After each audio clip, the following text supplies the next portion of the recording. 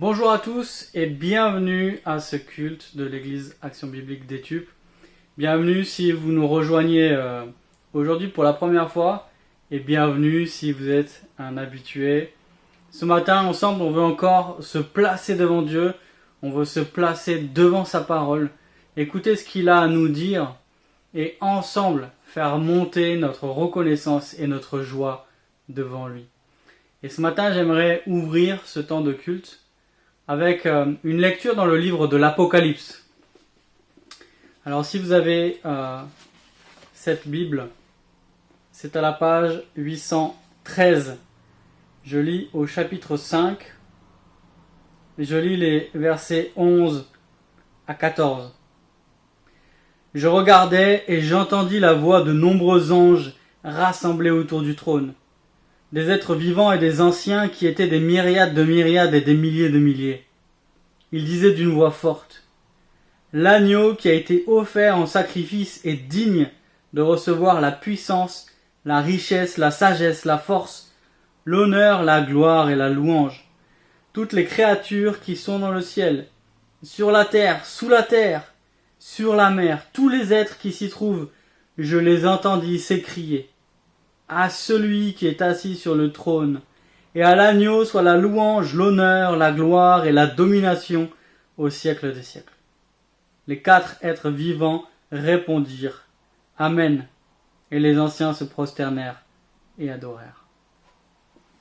Et avec cette vision de Jean dans l'Apocalypse, c'est un peu ce que nous voulons faire encore ce dimanche. Adorer et louer celui qui est assis sur le trône. Et j'aimerais justement commencer ce temps de culte par un temps de louange et d'adoration à notre roi, à Jésus assis sur le trône, avec 2 chants, Prosternez-vous et Majesté. Majesté.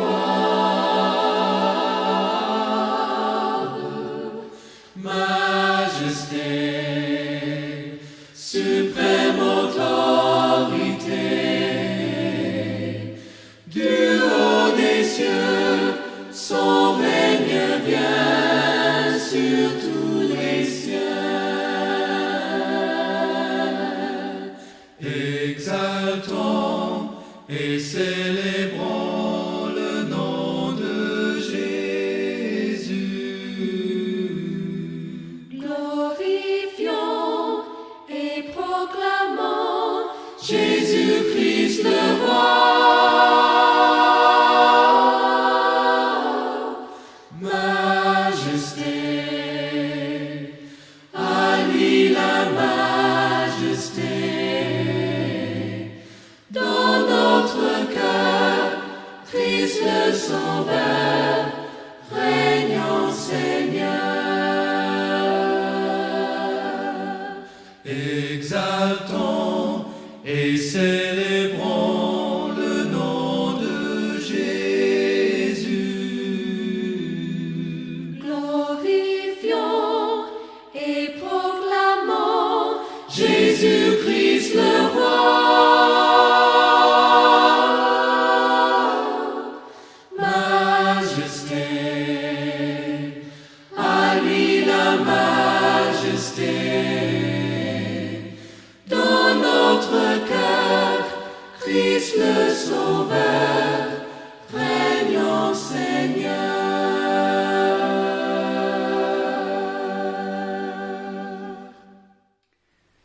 J'aimerais maintenant vous partager un psaume qui se trouve à la page 388, il s'agit du psaume 63. Je lis Psaume de David lorsqu'il était dans le désert de Juda. Ô Dieu, tu es mon Dieu, je te cherche. Mon âme a soif de toi, mon corps soupire après toi dans une terre aride, desséchée, sans eau. C'est pourquoi je t'ai contemplé dans le sanctuaire pour voir ta force et ta gloire, car ta bonté vaut mieux que la vie. Mes lèvres célèbrent tes louanges, ainsi je te bénirai toute ma vie. Je lèverai mes mains en faisant appel à toi. Je serai rassasié comme par une nourriture succulente et abondante. Et avec des cris de joie sur les lèvres, je te célébrerai. Lorsque je penserai à toi sur mon lit, lorsque je méditerai sur toi pendant les heures de la nuit. Oui, tu es mon secours, et je crie de joie à l'ombre de tes ailes. Mon arme est attachée à toi. Ta main droite me soutient. Mais ceux qui cherchent à ruiner ma vie iront dans les profondeurs de la terre. Ils seront livrés à l'épée. Ils seront la proie des chacals. Le roi se réjouira en Dieu. Tout homme qui prête serment par lui pourra s'en féliciter, car la bouche des menteurs sera fermée. C'est un psaume de David, et c'est un psaume que David a écrit dans un contexte particulier. Je ne sais pas si vous vous souvenez de cet épisode, mais David, après le meurtre d'Uri et après qu'il ait couché avec Bathsheba, la femme d'Uri qu'il avait fait tuer, est parti un peu dans une spirale où sa vie et sa royauté se sont délitées. Et Absalom, son propre fils, avait fomenté un coup d'état contre David et l'avait contraint à fuir Jérusalem. Et on voit David qui doit fuir Jérusalem sous la menace de son propre fils et qui va dans le désert de Juda. Et c'est dans ce contexte-là, un contexte de trahison, un contexte aussi d'isolation, que David va composer ce psaume. Et ce matin, rapidement ensemble, j'aimerais relever 3 choses du psaume. C'est d'abord la manière dont David exprime sa soif de Dieu. David parle de Dieu ici comme mon Dieu. On a l'idée vraiment d'une relation personnelle entre David et Dieu. Et on a aussi, alors qu'il est au milieu du désert, cette idée que David a soif de Dieu.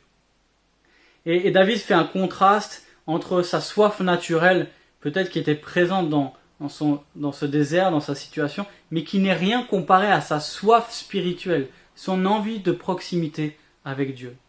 La deuxième chose que j'aimerais relever, c'est la joie en Dieu. Je ne sais pas si vous avez remarqué le vocabulaire et le ton du psaume, mais le ton et le vocabulaire contrastent très fort avec la situation de David.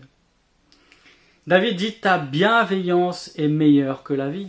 Au milieu du désert et au milieu de l'abandon, de la trahison, David pouvait se raccrocher à Dieu et à sa relation avec Dieu, parce qu'il savait que tout cela, tout ce qu'il vivait avec Dieu, était meilleur que tout ce qu'il pouvait vivre. Et il pouvait se raccrocher à cela au milieu de cette situation catastrophique. Et on voit aussi la manière dont il exprime sa reconnaissance et sa joie. Mes lèvres te glorifieront. Je te bénirai. J'élèverai mes mains en ton nom. Avec des cris de joie, je te célébrerai. Et par 2 fois, David parle de cris de joie. Et là encore, on a la différence entre sa situation et ce que son cœur exprime. Et enfin, 3e point que j'aimerais souligner, c'est la confiance en Dieu que David exprime par ce psaume. Il dit « Tu es mon secours.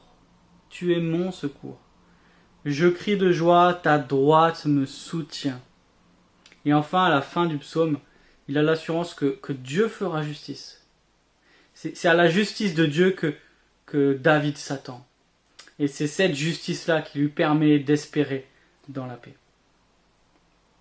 Et à la suite de ce psaume, ce que je vous propose maintenant, c'est de chanter plusieurs chants qui font écho à ce psaume. Le premier, c'est « J'ai soif de ta présence ». Nous voulons dire à Dieu notre envie d'être proche de lui, de vivre cette même proximité, cette même intimité que David avait avec l'Éternel. Ensuite, on chantera « Bénis l'Éternel », un chant dans lequel on parle à notre âme de la même manière que David le fait souvent dans les psaumes. « Mon âme bénit l'Éternel ». Un psaume qui nous rappelle « Sa fidélité ne dépendra pas des circonstances ».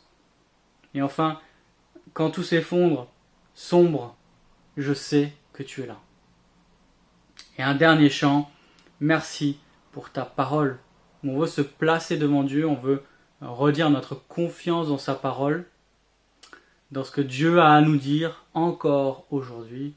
Et on veut prier par ce chant que Dieu aussi nous qualifie à recevoir sa parole prêchée par la bouche de Jean-Jacques tout à l'heure. Chantons.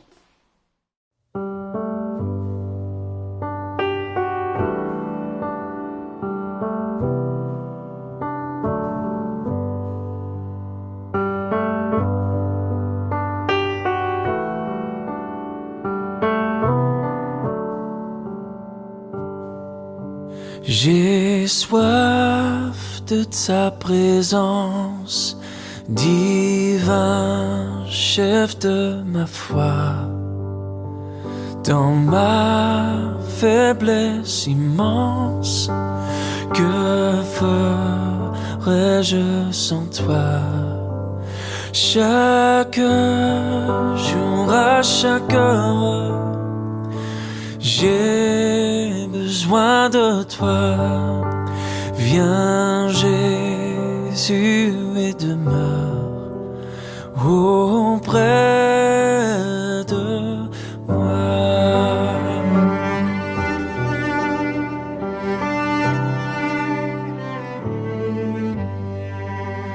Pendant les jours d'orage, d'obscurité,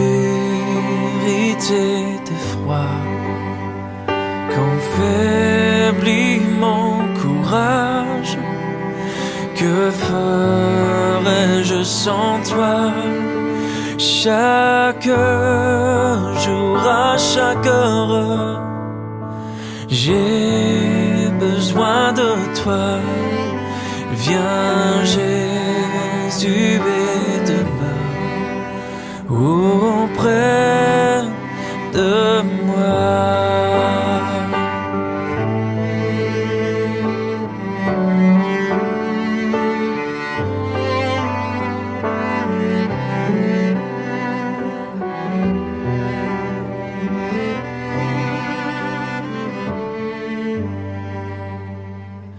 Oh Jésus, ta présence, c'est la vie et la paix dans la souffrance et la vie à jamais. Chaque jour, à chaque heure, j'ai besoin de toi. Viens Jésus et demeure auprès de moi. Chaque jour, à chaque heure, j'ai besoin de toi.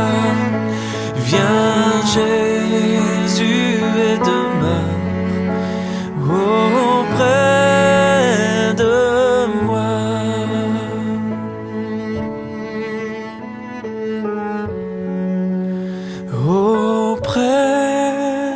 de moi.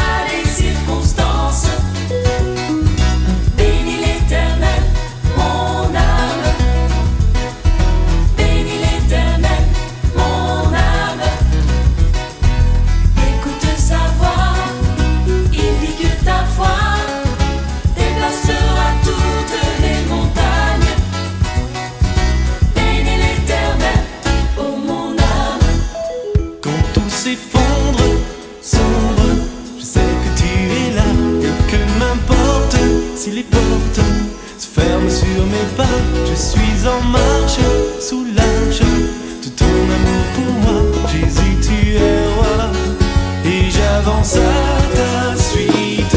Bénis l'Éternel, mon âme. Bénis l'Éternel, mon âme. Sois émerveillé, sa fidélité ne dépendra pas des circonstances. Bénis l'Éternel, mon âme. Bénis l'Éternel, mon âme. Écoute sa voix, il dit que ta foi déplacera toutes les montagnes. Bénis l'Éternel, ô mon âme. Quand tout s'effondre, sombre, je sais que tu es là et que m'importe si les portes se ferment sur mes pas. Je suis en marche sous l'arche de ton amour pour moi. Jésus, tu es roi et j'avance à ta suite.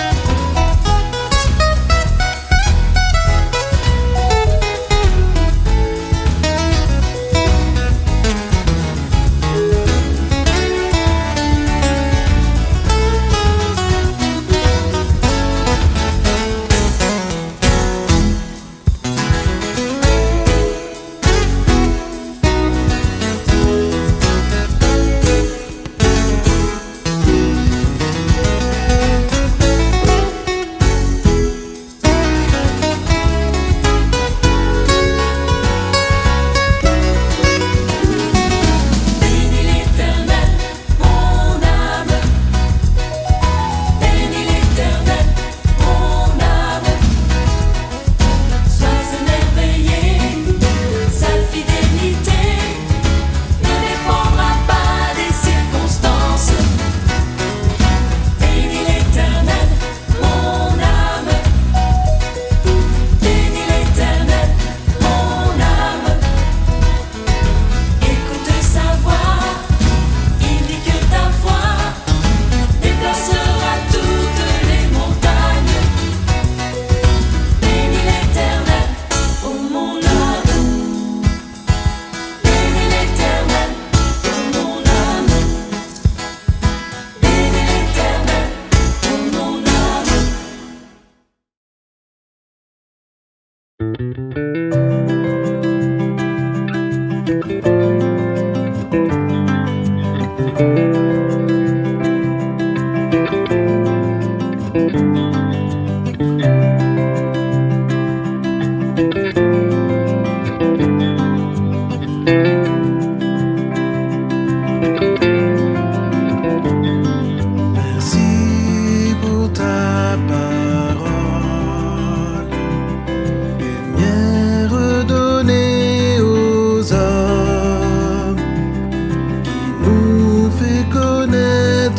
le cœur de Dieu. J'aime ta parole, Seigneur. Elle est la vérité sur mon sentier. Par elle je veux me laisser guider et faire ta volonté sans murmurer, en espérant ta bonté.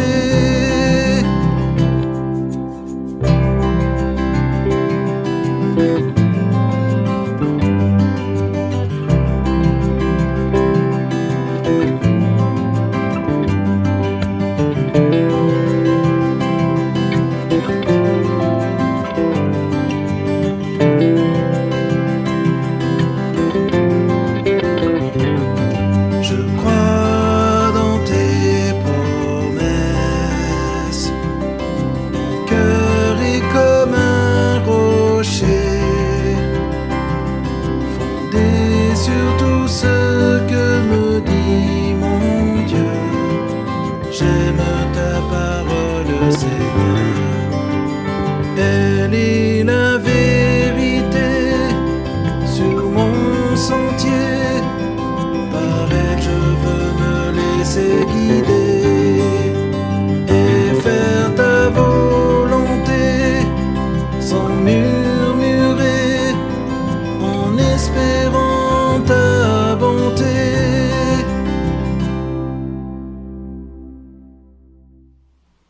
Je vais maintenant prier.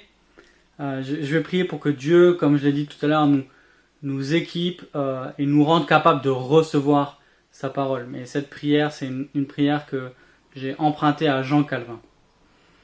Dieu de grâce, notre Père céleste en qui seul demeure toute plénitude de lumière et de sagesse.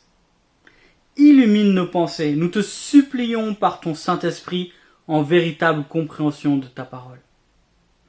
Donne-nous ta grâce de façon à ce que nous la recevions avec une révérence et une humilité sincère. Que cela nous conduise à mettre notre entière confiance en toi seul, de façon à t'honorer et à te servir, de façon à ce que nous puissions honorer ton saint nom et édifier notre prochain par un bon exemple. Et puisque cela t'est agréable de nous compter parmi ton peuple, oh, aide-nous à te rendre l'amour et l'hommage qui te sont dus, en tant qu'enfant de notre Père et en tant que serviteur de notre Seigneur. Nous te demandons cela dans le nom de notre Maître et Sauveur. Amen. Jean-Jacques, c'est à toi. Bonjour à chacun. J'ai beaucoup de joie à vous retrouver ce matin encore. J'espère que vous passez un bon été. Aujourd'hui, nous allons conclure notre série de l'été sur le caractère du chrétien au travers du fruit de l'esprit qui nous est présenté par Paul dans sa lettre aux Galates au chapitre 5 et notamment au verset 22 que je rappelle.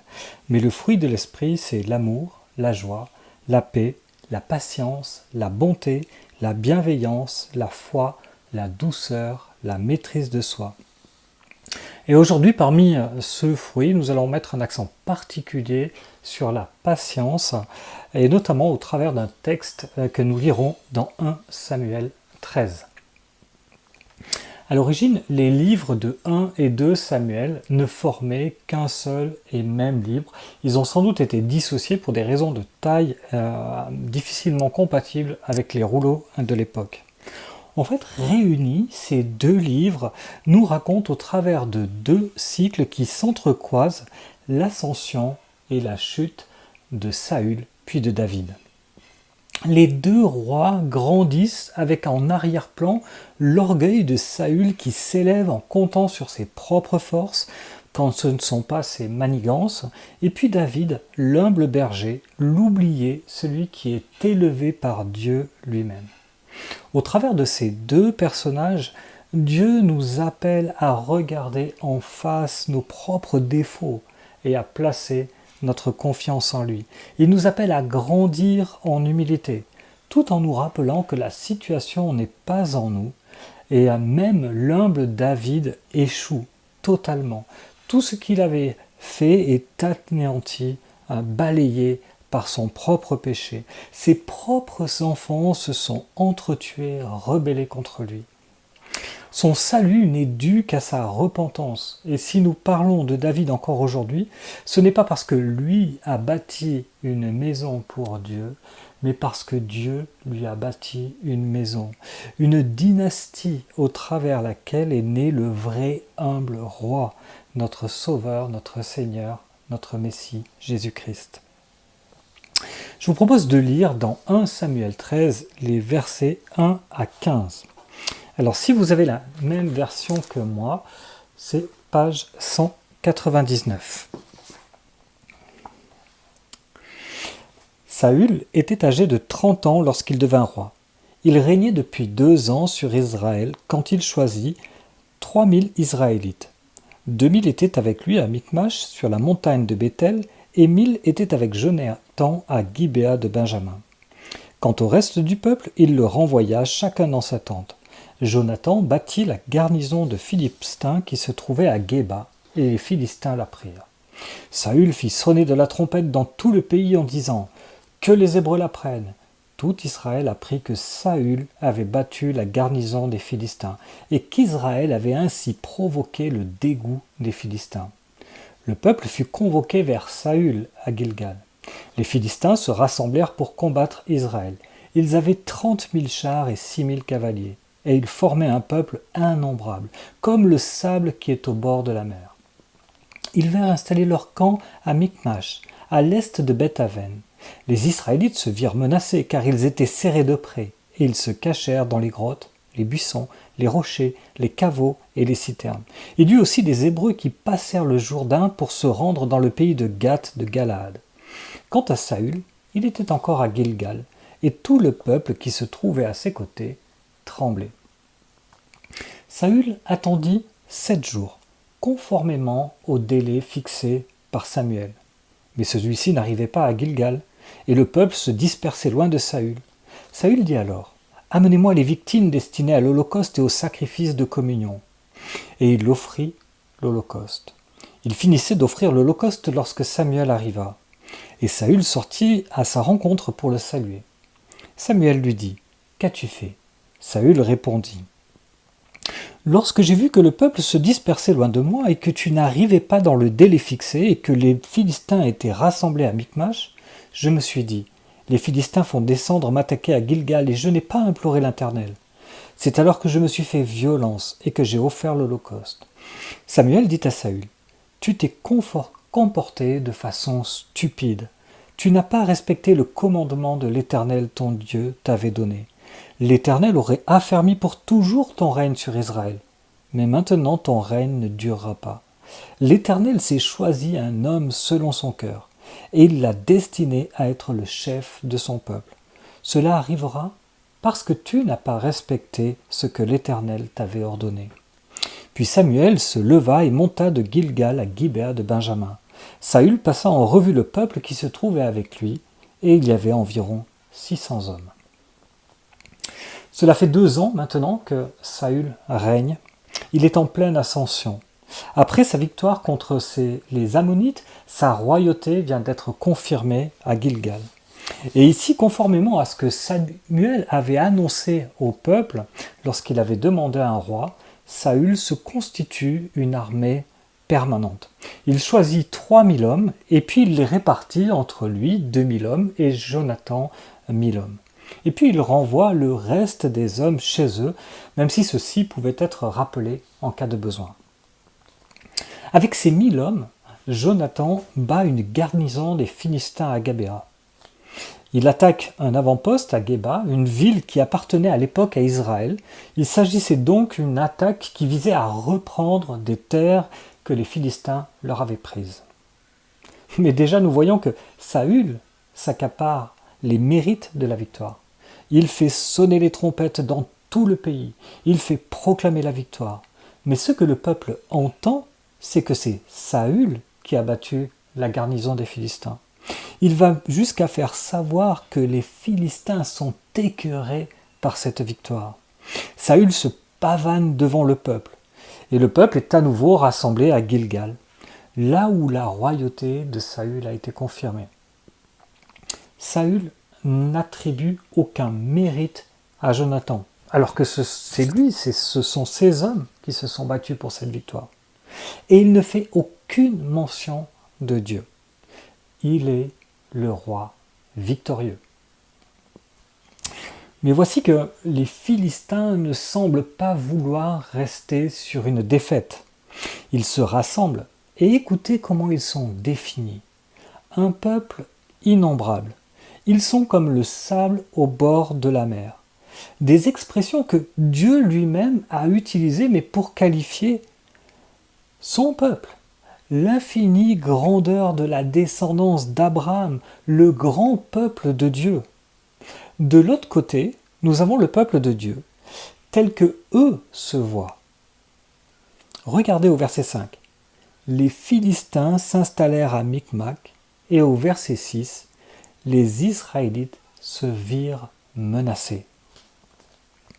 Alors on doit dire qu'ils avaient quelques raisons de se sentir menacés. Face à eux, on ne sait pas trop, suivant les manuscrits, si c'est 1000, 3000 ou 30 000 chars qui sont là, mais en tout cas 6000 cavaliers, et c'est surtout un peuple innombrable qui leur fait face. Et regardez où ils sont. Ils sont à Micmash. C'est là où, au verset 2, Saül avait réuni son armée. Les Philistins ont déjà avancé sur les terres d'Israël. Le peuple a déjà perdu du terrain sur l'ennemi avant même que la bataille ne commence. Mais en tout cas, il y a véritablement de bonnes raisons d'avoir peur. En tout cas, au moins à vue humaine. Et très vite, le peuple panique et c'est la débandade. Il court se cacher et l'auteur fait preuve d'une certaine ironie en nous disant qu'il se cache dans les grottes, les buissons, les rochers, les caveaux, les citernes. Il nous dit que même que certains désertent, ils fuient le pays. Saül, quant à lui, reste à Gilgal. Il est avec une partie du peuple et le peuple tremble. Lors de la confirmation de la royauté de Saül, Samuel avait reproché au peuple d'avoir demandé un roi pour régner sur eux. Et puis il leur avait ajouté « N'ayez pas peur, vous avez fait certes tout ce mal, mais ne vous détournez pas de l'Éternel. Servez-le de tout votre cœur. Ne vous détournez pas de lui, car cela reviendrait à suivre des choses sans valeur, qui ne peuvent vous apporter ni profit ni délivrance parce qu'elles sont elles-mêmes sans consistance. L'Éternel n'abandonnera pas son peuple, et ce à cause de son grand nom, car il a décidé de faire de vous son peuple. L'Éternel n'abandonnera pas son peuple, et ce à cause de son grand nom, il a décidé de faire de vous son peuple. N'ayez pas peur. Pourquoi ? Pas à cause de vous, vous avez désobéi. Pas à cause de votre justice, mais à cause de l'engagement de Dieu envers vous. Pas parce que vous êtes son peuple, mais parce que Dieu a choisi ce peuple. Il a défini que ce peuple serait son peuple et que lui-même le rendrait grand et innombrable comme le sable au bord de la mer. Par sa seule intervention en temps voulu. Mais le temps passe, et au fur et à mesure que le temps passe, ce que l'on voit met de plus en plus à l'épreuve notre foi. Regardez, quelqu'un qui est malade. C'est assez facile de lui parler de la fidélité de Dieu, de sa bonté, de son amour, de ses tendres soins les premiers jours, les premières semaines. Et puis les semaines et les mois passent et la maladie progresse, devient plus dure. Et cela devient de plus en plus difficile d'en parler, parce que ce que l'on voit s'oppose à ce que l'on croit. Parler à quelqu'un qui désire tant se marier, fonder un foyer, une famille où Dieu est honoré. Au début, on en parle avec taquinerie, toujours pas marié. Peut-être que tu es trop difficile. Et puis on se veut rassurant. Non, mais c'est pas toi le problème. Ça viendra. Et quelquefois, souvent, ça vient. Mais quelquefois, non. Et avec l'âge, les possibilités deviennent de plus en plus improbables. Parler à un couple qui vit dans la difficulté d'entente, un couple où règne l'incompréhension, des visions de vie qui deviennent peu à peu radicalement opposés. Un couple qui vit dans les tensions qui deviennent régulières quand ce n'est pas les cris, les insultes. Où peu à peu il semble ne plus y avoir d'espoir pour vivre le couple, la vie de famille sereine à laquelle on aspire. Dans ces moments-là, que pense-t-on de Dieu ? Peut-être que l'on ne va pas jusqu'à remettre Dieu en question. On est envahi par le doute. Dans tous les cas, notre patience est mise en question par l'épreuve. C'est aussi ce que dit Jacques au début de sa lettre. « Mes frères et sœurs, considérez comme un sujet de joie diverses les diverses épreuves auxquelles vous pouvez être exposés, sachant que la mise à l'épreuve de votre foi produit la patience. » Revenons à Saül. Que fait-il ? Il attend. Pourquoi ? Il attend parce que Samuel lui a demandé de le faire. Il lui a demandé d'attendre 7 jours avant qu'il offre les holocaustes et les sacrifices de communion. Et il attend 7 jours. Et on peut imaginer la pression qu'il a sur ses épaules. Les Philistins sont tranquillement en train de s'installer, de se réunir pour préparer la guerre, et de l'autre côté, le peuple est terrorisé et fuit de tous côtés. Parfois, les problèmes auxquels nous sommes confrontés dans la vie semblent accablants. Nous ne savons pas trop ce que nous devons, ce que nous pouvons faire, et chaque jour qui passe ne fait qu'ajouter à la pression. L'apôtre Paul a certainement ressenti quelque chose comme cela à certains moments de sa vie. Écoutez son témoignage dans 2 Corinthiens 4. « Nous sommes pressés de tous côtés, mais pas écrasés, perplexes, mais pas désespérés, persécutés, mais pas abandonnés, frappés, mais pas détruits. » Lorsque les problèmes semblent accablants, inextricables, que nous ne voyons pas d'issue, nous avons tendance à abandonner. Et c'est certainement ce à quoi Saül fait face dans ce passage. Et il tient bon pendant 7 jours. Mais la patience toute humaine de Saül ressemble à la foi, mais n'atteint pas son but. Samuel avait dit 7 jours, il attend 7 jours. Samuel n'est pas là, alors il perd patience. Il passe à l'action. Il demande à ses hommes d'amener les bêtes qui avaient été prévues déjà pour les sacrifices et les holocaustes. Et à peine a-t-il offert l'holocauste que Samuel est là. Qu'as-tu fait ? Samuel va droit au but. Pas de salutation, pas de bavardage. Il ne transige pas. Qu'as-tu fait ? Il est consterné par l'attitude de Saül. Comment as-tu pu désobéir à un ordre direct de Dieu ? Comment as-tu pu désobéir à la parole de Dieu ? Il y aurait eu une bonne réponse pour Saül, celle que David lui-même va donner des années plus tard quand il sera confronté à son tour par le prophète Nathan. « J'ai péché contre l'Éternel. » Mais ce n'est pas la réponse de Saül. Je ne voulais pas le faire. Le peuple était en train de se disperser. Et toi, tu n'arrivais pas dans le temps convenu. Je ne voulais pas le faire, mais je n'ai pas eu le choix. Les Philistins allaient attaquer et je devais implorer l'Éternel pour qu'il nous protège. Cela me répugne d'avoir fait cela. Mais je n'avais pas d'autre choix viable. Peut-être juste une parenthèse sur ce point. Jésus n'a jamais péché. Jamais. Il a vécu sa vie sur terre, il a connu toutes nos tentations, mais il n'a jamais péché. Il a vécu une vie parfaite. Pourquoi ? Parce qu'il n'y a pas de situation dans laquelle nous serions obligés de pécher. Nous ne sommes jamais obligés de pécher. Nous choisissons de pécher. Saül se justifie.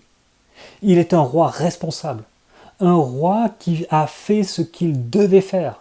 Et encore, s'il a dû le faire, c'est la faute de Samuel qui n'était pas arrivé au temps voulu. Voilà comment Jésus parle des pharisiens qui tentaient de se justifier. Vous cherchez à paraître juste devant les hommes, mais Dieu connaît votre cœur.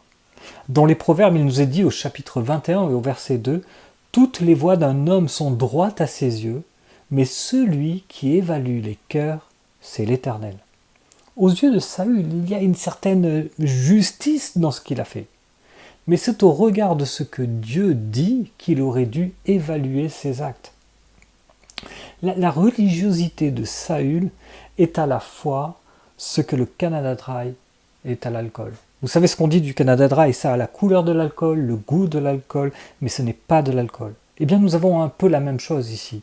Ça ressemble à la foi, mais ce n'est pas de la foi. La patience humaine de Saül ressemble à la foi, mais elle n'est que religiosité et superstition, et elle n'atteint pas son but. Sa foi en Dieu ressemble à celle des Israélites qui, battus par les Philistins au début du livre de 1 Samuel, amènent l'arche de l'Éternel avec eux sur le champ de bataille. Au moins Dieu est avec nous, nous ne risquons rien. Et que se passe-t-il? Quand ils la voient, les Philistins sont renforcés dans leur détermination. Et ils les écrasent au point d'amener l'arche avec eux. Dans les deux cas, Dieu est un gris-gris, un porte-bonheur, que l'on emporte avec soi pour aller au combat, pour optimiser ses chances, pour se donner une meilleure possibilité de gagner. Dieu est quelque chose que l'on ajoute à sa vie, à ses choix, à sa destinée que nous voulons maîtriser. Saül a été patient pendant 7 jours pour que l'on puisse enfin offrir les sacrifices. Et maintenant quoi? Il doit attendre quoi? De mourir? Les animaux sont là, ils sont prêts pour le sacrifice, alors il agit. La source de sa patience reposait sur ses propres qualités, non sur sa foi, non sur les promesses éternelles et infaillibles de Dieu. Dieu s'était engagé auprès de son peuple et Saül en tant que roi aurait dû le rappeler au peuple. Nous ne risquons rien parce que Dieu nous a déjà promis ce qu'il allait faire.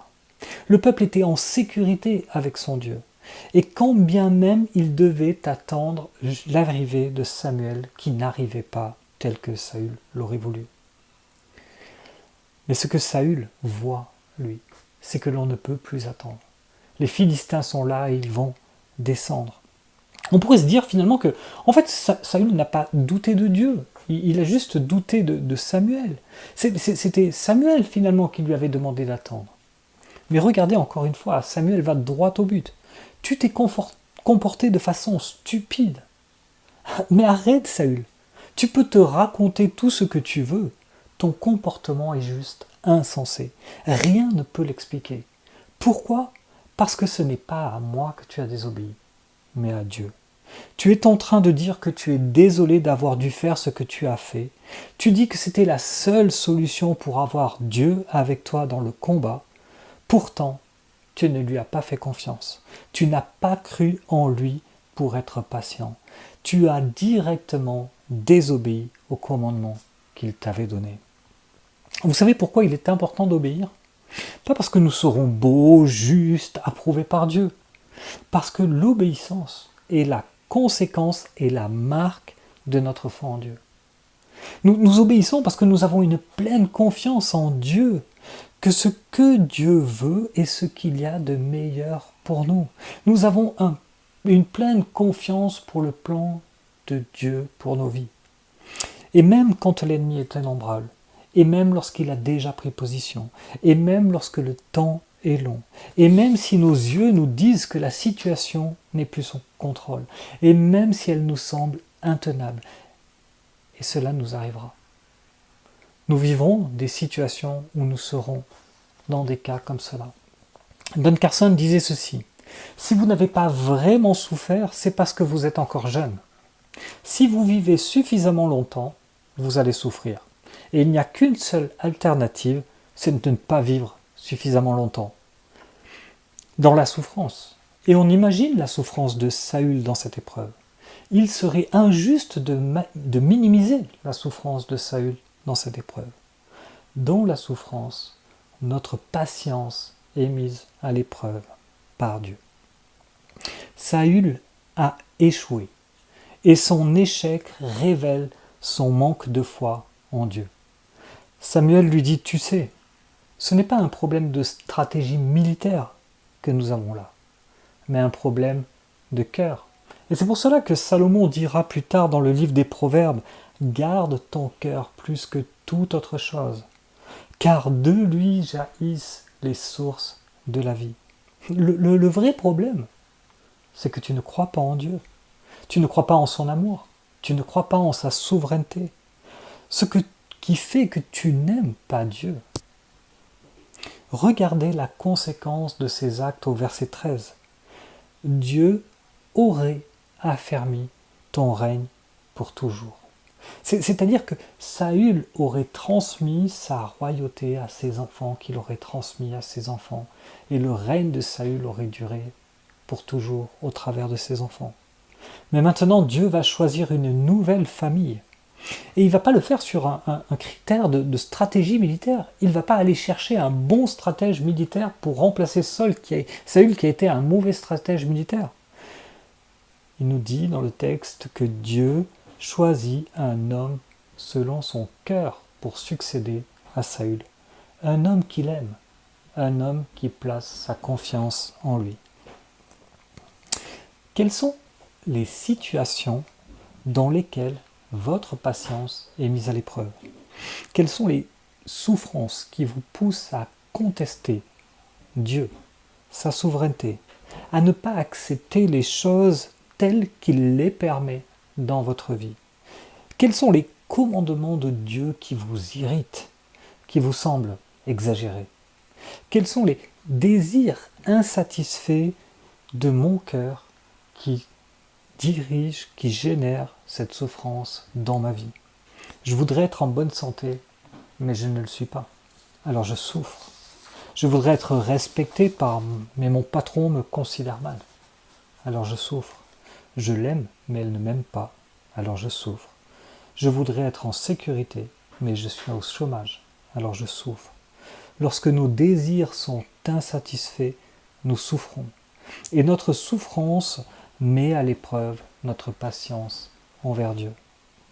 Lorsque nous regardons Saül dans cette situation, ce que nous voyons, c'est que son désir se portait sur aujourd'hui et maintenant. Alors que lorsque Samuel lui annonce la sanction, celle-ci porte sur sa dynastie. Dans Galates 5, nous voyons cette même tension. Ceux qui cèdent au désir de la chair sont accrochés au monde présent par l'adultère, l'immoralité sexuelle, l'idolâtrie, la magie, la querelle, etc. Et ils n'héritent pas du royaume de Dieu. Et c'est pour cela que Paul dit un peu plus haut, « Marchez par l'esprit et vous n'accomplirez pas les désirs de votre nature propre. » John Owen nous éclaire sur le rôle de l'esprit dans nos vies. Le Saint-Esprit, qui habite en nous, nous dirige et nous conduit. Fondamentalement et de manière constante, il éclaire notre esprit. Il nous donne de voir et de comprendre. Il brille en nous et nous fait passer des ténèbres à la merveilleuse lumière, de telle sorte que nous sommes en mesure de voir notre voie, de connaître nos sentiers, de discerner les choses de Dieu. Il donne un nouvel éclairage, une nouvelle compréhension qui nous permettent de manière générale de discerner, comprendre et recevoir les choses spirituelles. L'Esprit étant déversé avec abondance sur nous, nous recevons force et lumière, la force pour recevoir et vivre toutes ces révélations gracieuses envers nous. L'Esprit qui habite en nous nous permet aussi de persévérer. Nos cœurs sont parfois sur le point de défaillir, de sombrer sous le poids de nos épreuves. En effet, il suffit de peu de choses. Notre corps et notre cœur et tout ce qui est en nous sont bien vite sur le point de nous faire défaut. L'Esprit nous vient alors en aide et porte cette faiblesse qui menace de nous faire tomber.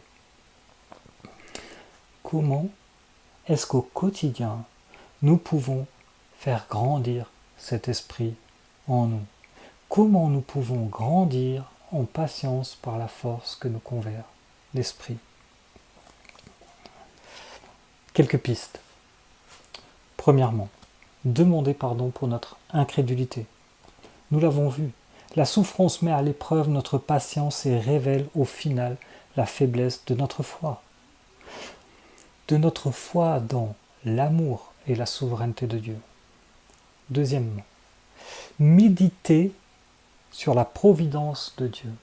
Regardons au travers de la parole comment Dieu agit envers son peuple qui souffre. Si nous prenons par exemple Joseph qui est rejeté par ses frères, vendu comme esclave, calomnié par sa maîtresse, envoyé en prison, que dit-il à ses frères qui ont déclenché tout cela à la fin de l'histoire? Dieu m'a envoyé ici avant vous pour vous permettre de subsister dans le pays et pour vous faire vivre en vous accordant une grande délivrance. Vous aviez projeté de me faire du mal. Dieu l'a changé en bien pour accomplir ce qui arrive aujourd'hui, pour sauver la vie d'un peuple nombreux. Dans sa lettre, Jacques nous encourage au chapitre 5 à regarder la patience des prophètes qui ont parlé au nom du Seigneur, de regarder la patience et la persévérance de Job et de voir ce que Dieu lui a au final accordé. Troisièmement, prions Dieu pour qu'il nous remplisse de sa patience. Notre Dieu est un Dieu patient. Il agit dans le bon temps. Il a été d'une patience inouïe envers son peuple. Il a été patient pendant la construction de l'arche pour sauver Noé et sa famille. Il a déclaré sa patience à Moïse alors que son peuple était en bas de la montagne en train de construire un veau d'or. Il n'a pas détruit son peuple, même lorsque celui-ci ou que ses rois qui le représentaient lui désobéissaient, le rejetaient, se livraient à l'immoralité, adoraient d'autres dieux. D'ailleurs, à la fin de notre texte, l'armée de Saül n'est pas anéantie. On pourrait s'attendre qu'avec tous ces hommes, il ne reste rien. Mais en fait, il y a 600 hommes.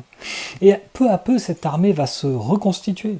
Et si nous allons un petit peu plus loin, un chapitre plus loin dans le livre de Samuel, nous voyons que Saül mène de nombreuses guerres et remporte de nombreuses victoires. Il délivre Israël de l'oppression de ceux qui le pillaient. Notre Dieu est un Dieu patient et cette patience est encore aujourd'hui une occasion de salut. Pierre nous dit que dans sa lettre, considérez que la patience de notre Seigneur vous offre l'occasion d'être sauvé. Dieu, retenant encore son jugement, donne au travers sa patience une occasion de repentance. Alors nous prions.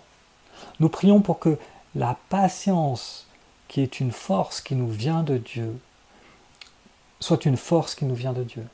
Dieu est patient et nous transmet sa patience par son esprit.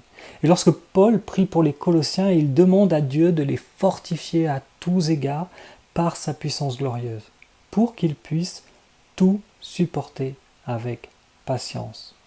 Et il ajoute tout de suite ce qui sera notre dernier point. Regardez derrière et devant vous. Il ajoute ceci. Remerciez avec joie Dieu le Père.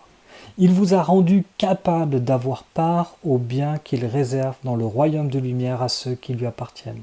Il nous a en effet arrachés à la puissance de la nuit et nous a fait passer dans le royaume de son Fils bien-aimé. C'est par lui qu'il nous a délivrés du mal et que nos péchés sont pardonnés. Nous sommes focalisés sur ce que nous vivons maintenant, sur ce que nos yeux voient de la situation. Mais tout de suite après avoir prié, Paul nous appelle à nous souvenir d'où nous venons. Nous étions des pécheurs, prisonniers de Satan, livrés au mal.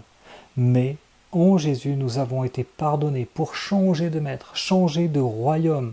Regardons en avance, tournons-nous vers ce royaume de Dieu. Si nous voulons grandir en patience, nous devons regarder vers l'éternité, espérer plus que ce que peut nous offrir le moment présent. Nous devons espérer plus que ce que peut nous offrir le moment présent. Réorienter nos désirs vers l'éternité. Paul nous dit, réjouissez-vous dans l'espérance et soyez patients dans la détresse. Persévérez dans la prière. Romains 12, 12. Il dit encore, mais si nous espérons ce que nous ne voyons pas, nous l'attendons avec persévérance. Romains 8, 25. Je voudrais encore prier avec vous.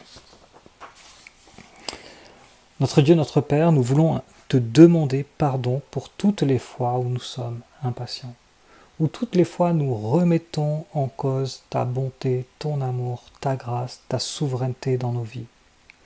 Accorde-nous de grandir dans la foi par ce que nous entendons de ta parole, qui nous rappelle à chaque page combien tu es grand, bon, fidèle, combien tes projets pour nous sont bien plus grands que ce que nous pouvons imaginer. Tu veux nous rendre parfaits. Tu veux nous glorifier. Et on a du mal à comprendre qu'est-ce que cela veut dire que d'être glorifié avec ton Fils, de partager sa gloire. Tu veux nous faire vivre pour l'éternité dans un monde où nous n'aurons plus de désirs insatisfaits, plus de souffrance. Merci pour ton amour révélé en Jésus-Christ. Merci pour ton esprit qui nous transforme jour après jour. Fais grandir par lui ta patience en nous. Au nom de Jésus-Christ. Amen. Merci Jean-Jacques pour cette exposition de ce texte qui nous montre la manière dont notre foi peut alimenter notre patience. Et je prie que aujourd'hui Dieu continue à nous façonner pour que notre foi augmente et que notre patience augmente. Et ce que je vous propose justement maintenant, c'est de prier, de prendre 2 minutes pour prier par rapport au texte qui vient de nous être exposé, que Dieu nous remplisse de foi et de patience dans ses promesses. Prions.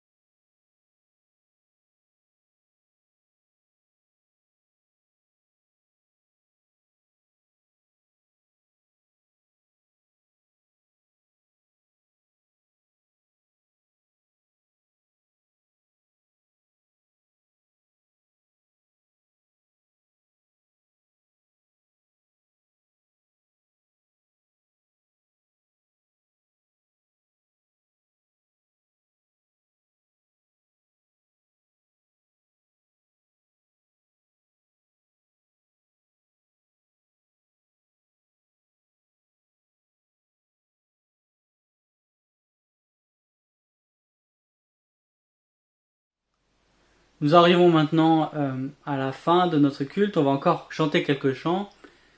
J'aimerais remettre aussi à vos prières les camps qui continuent cet été, en particulier le camp préado qui continue jusqu'au 25 août. Donc le camp préado avec Pascal et Marie Suter, ainsi que de nombreuses personnes de l'église d'Étupes qui sont allées aider l'équipe, enfin qui constituent l'équipe. Et que nous puissions prier vraiment pour que les enfants soient touchés par le message de l'évangile et que l'équipe continue d'avoir les forces qui soient renouvelées pour avoir un bon témoignage auprès de ses enfants et prendre plaisir aussi dans les temps qu'il leur reste avec tous les enfants.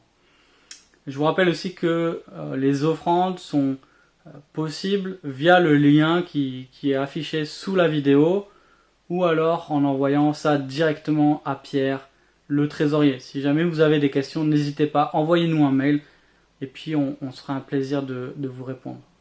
Je vous rappelle aussi que nous envoyons le lien aussi d'inscription pour les cultes et que si vous souhaitez assister au culte, vous êtes vraiment les bienvenus. Il suffit juste de vous inscrire pour que nous puissions savoir le nombre de personnes qui viennent et s'il reste de la place et pouvoir s'organiser en conséquence. Je vous propose qu'on chante 3 derniers chants.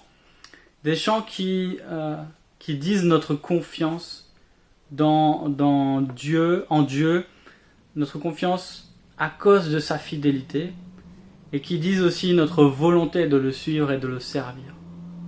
Et je vous propose qu'on chante ces 3 chants en clôture de ce culte, mais juste avant de chanter ces chants, je vais prier. Père Céleste, merci pour ce temps de culte que nous avons pu avoir ce matin. Nous te bénissons pour ta parole, qui continue d'être le moyen par lequel tu te révèles à nous, qui continue d'être le moyen par lequel nous connaissons qui tu es et ce que tu veux, ce que tu attends de nous. Et merci parce qu'elle nous révèle que ce que tu nous demandes, tu nous permets de l'accomplir et que tu as pourvu parfaitement en Jésus-Christ. Et Seigneur, comme nous l'avons vu ce matin, fais grandir en nous cette foi qui s'accroche à tes promesses. Fais grandir en nous cette foi qui alimente notre patience. Et que cette patience au milieu des épreuves soit vraiment une lumière qui brille fort au milieu de ce monde qui s'inquiète, de ce monde pétri d'angoisse, où nos voisins, nos collègues et nos amis ne connaissent pas la paix que toi seul peux offrir. Que notre foi puisse rayonner autour de nous et alimenter notre patience. Nous te bénissons, grand Dieu et grand Sauveur, pour tout ce que tu nous as donné et continue de nous combler en Jésus-Christ. Amen. Très bonne semaine à chacun et à très bientôt.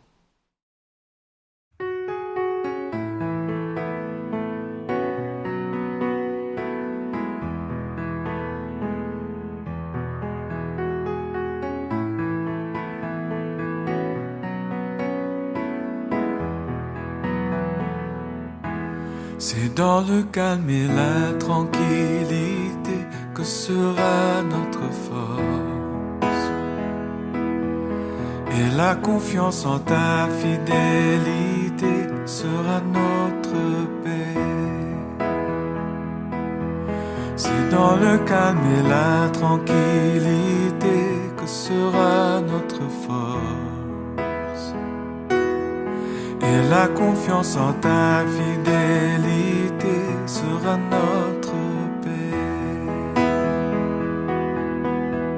Nous avons tant de peine à croire en tes promesses et à ne pas compter sur nos propres efforts. C'est dans le calme et la tranquillité que sera notre force. Et la confiance en ta fidélité sera notre paix. C'est dans le calme et la tranquillité que sera notre force. Et la confiance en ta fidélité sera notre paix. Car tu attends de nous révéler ta tendresse et de convaincre nos cœurs de ta compassion.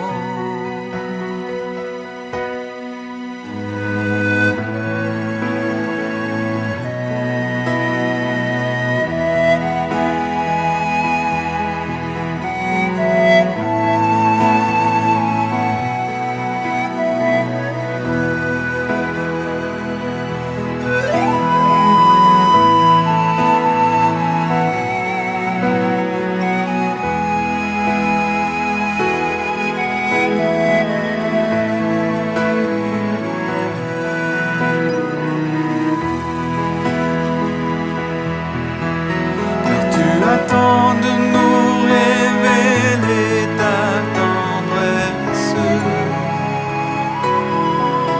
et de convaincre nos cœurs de ta compassion. C'est dans le calme et la tranquillité que sera notre force. Et la confiance en ta fidélité sera notre paix. C'est dans le calme et la tranquillité que sera notre force. Et la confiance en ta fidélité sera notre paix.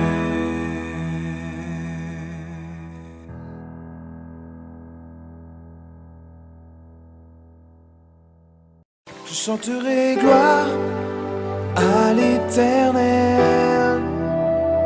Je chanterai louange à son nom. Je chanterai Dieu, mon essentiel. Je chanterai en l'honneur de son nom. Je viens t'offrir, Seigneur, ce que j'ai de meilleur. Je viens t'offrir ma vie. Oui, à toi Jésus-Christ. Et même si je suis fragile, et même si c'est difficile,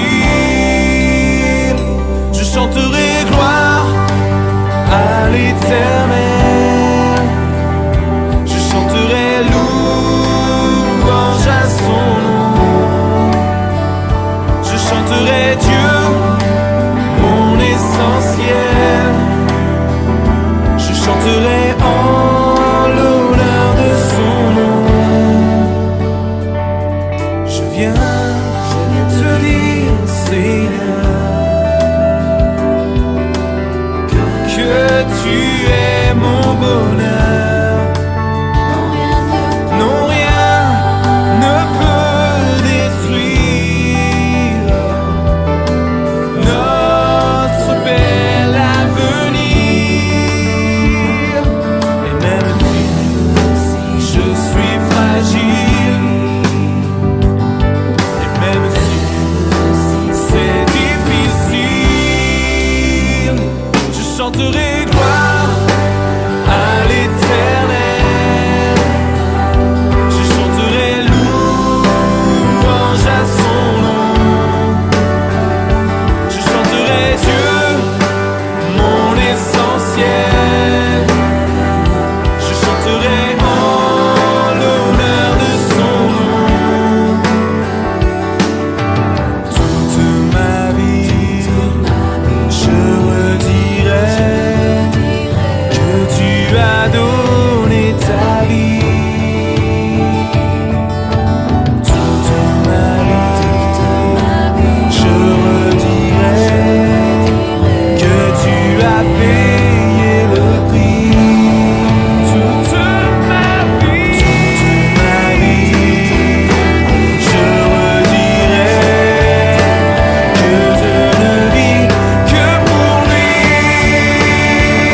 Je chanterai gloire à l'Éternel. Je chanterai louange à son nom. Je chanterai Dieu, mon essentiel. Je chanterai en l'honneur de son nom. Je chanterai gloire à l'Éternel. Je chanterai louange à son nom. Oui, à toi je chanterai Dieu, mon essentiel. Je chanterai en l'honneur de son nom. Je chanterai gloire à l'Éternel. Je chanterai louange à son nom. Oui, pour toujours. Mon essentiel, mon essentiel, en l'honneur de son nom.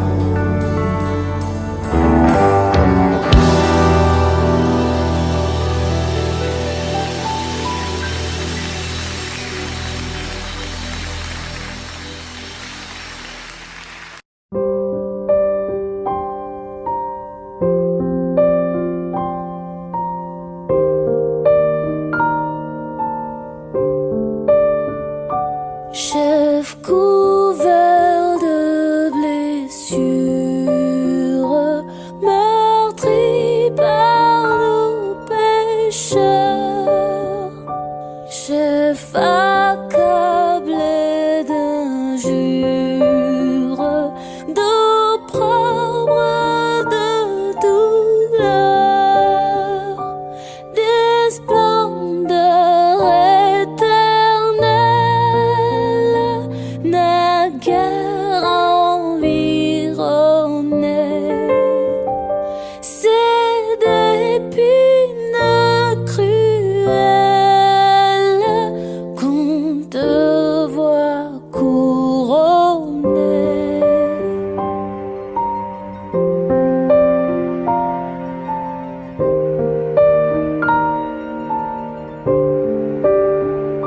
C'est ainsi que